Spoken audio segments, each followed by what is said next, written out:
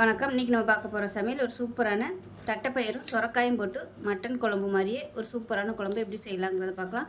இட்லி, தோசை, சாதம், சப்பாத்திக்கெலாம் கூட சூப்பராக இருக்கும். வாங்க எப்படி செய்யலாங்கிறத பார்க்கலாம். இப்போ ஒரு குக்கரில் பார்த்தீங்கன்னா தட்டைப்பயிர் எடுத்திருக்கேன். மெஷரிங் கப்பில் ஒரு கப் அளவுக்கு தட்டைப்பயிர் எடுத்துகிட்டு நல்லா வறுத்து வச்சுருக்கேன். வாசனை வர அளவுக்கு வறுத்துட்டு குக்கரில் போட்டிருக்கேன். நல்லா 2-3 தடவை கழுவிட்டு குக்கரில் சேர்த்துட்டு இப்போ இதை வந்து ஒரு 4 விசில் விட்டு வேக விட்டு எடுத்துக்கலாம். இப்போ தேவையான அளவுக்கு உப்பு சேர்த்துக்கலாம். கொஞ்சமாக உப்பு சேர்த்துக்கலாம். வறுத்தோம்னா தான் டேஸ்ட்டு நல்லாயிருக்கும். அப்படி உங்களால் வறுக்க முடியலைன்னா நீங்கள் நைட்டே ஊற வச்சுக்கோங்க. அதை மூடி வச்சுட்டு விசில் விட்டு ஸ்டீம்லாம் போனதுக்கப்புறம் பார்க்கலாம். இப்போ ஒரு கடாயை எடுத்துக்கலாம். நல்லா தாராளமாக எண்ணெய் விட்டுக்கலாம். இப்போ எண்ணெய் நல்லா சூடானது 1 டீஸ்பூன் சோம்பு சேர்த்துக்கலாம். ஒரு பிரியாணி இலை, ஒரு கல்பாசி, ஒரு சின்ன துண்டு பட்டை, ஒரு ஏலக்காய், 3 கிராம்பு சேர்த்துக்கலாம். இப்போ இது எல்லாமே நல்லா பொரிய ஆரம்பிக்குது. நல்லா மெஷரிங் கப்பில் ஒரு கப் அளவுக்கு பெரிய வெங்காயம் பொடியாக கட் பண்ணதை சேர்த்துக்கலாம். இதுக்கு பதிலாக நீங்கள் சின்ன வெங்காயம் சேர்க்குறனாலும் சேர்த்துக்கலாம்.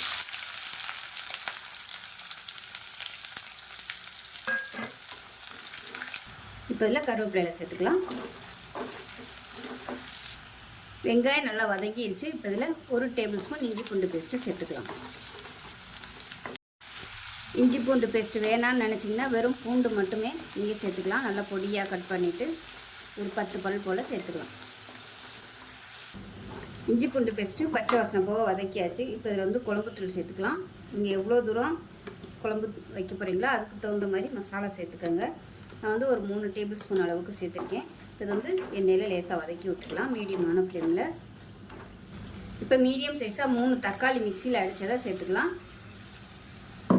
இது வந்து குழம்பு நல்லா திக்னஸ் கொடுக்கும், டேஸ்ட்டும் நல்லாயிருக்கும். உங்களுக்கு அது பிடிக்கலைன்னா நீங்கள் நறுக்கி சேர்த்துக்கோங்க. நல்லா பொடியாக கட் பண்ணிவிட்டு சேர்த்துக்கோங்க. இப்போ இது நல்லா எண்ணெய் பிரிஞ்சு வதங்கட்டும். இப்போ மசாலாவும் தக்காளி நல்லா வதங்கி இருக்குது. இந்த ஸ்டேஜில் மெஷரிங் கப்பில் 1 கப் போகிற மாதிரி சொரக்காய் சேர்த்துக்கலாம். இதையும் சேர்த்து நல்லா வதக்கிக்கலாம். சொரக்காய் சீக்கிரமாகவே வெந்துடும் அந்த சூப்லேயே. இப்போ இந்த சொரக்காய்க்கு தேவையான உப்பு சேர்த்துக்கலாம். பயிர் வேக வைக்கும்போது உப்பு சேர்த்துருக்கு, அதனால் கம்மியாக சேர்த்துக்கலாம். இது நல்லா வதங்கட்டும்.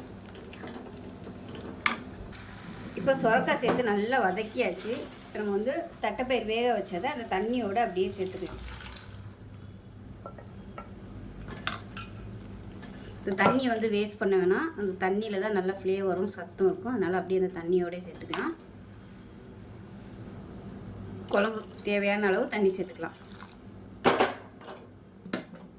நல்லா கலந்து விட்டு கொதிக்கட்டும். இப்போ குழம்பு கொதிச்சு சூப்பராக ரெடி ஆயிடுச்சு. இப்போ இதில் பார்த்திங்கன்னா தேங்காய் ஒரு 4 ஸ்பூன் அளவுக்கு தேங்காய், 1 ஸ்பூன் வந்து சோம்பு, அதை வந்து மிக்சியில் போட்டு நல்லா நைஸாக அரைச்சி வச்சுருக்கேன். இப்போ சேர்த்துட்டு மீடியமான ஃப்ளேமில் கொதிக்க விட்டுக்கலாம்.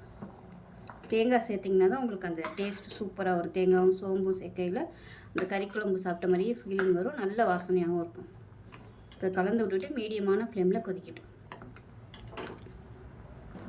இப்போ பாருங்கள், நல்ல மீடியமான ஃப்ளேமில் கொதிக்க விட்டாச்சு. ஓரம்லாம் எண்ணெய் பிரிய ஆரம்பிச்சிருச்சு. இப்போ அமர்த்திடலாம். அவ்வளோதான், சூப்பரான தட்டைப்பயிறு சொரக்காய் குழம்பு ரெடி ஆயிடுச்சு. இதை நீங்கள் வந்து புளிக்குழம்பு மாதிரியும் வச்சுக்கலாம். நான் வந்து இன்றைக்கி மட்டன் குழம்பு மாதிரியே வச்சுருக்கேன்.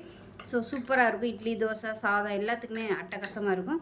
செஞ்சு பாருங்கள். செஞ்சு பார்த்துட்டு எப்படி இருந்துச்சுங்கிறத சொல்லுங்கள். வீடியோ பிடிச்சிச்சுன்னா லைக் பண்ணுங்கள், கமெண்ட் பண்ணுங்கள், சேனலை சப்ஸ்கிரைப் பண்ணுங்கள், பக்கத்தில் பெல் பட்டனை ப்ரெஸ் பண்ணுங்கள். நன்றி.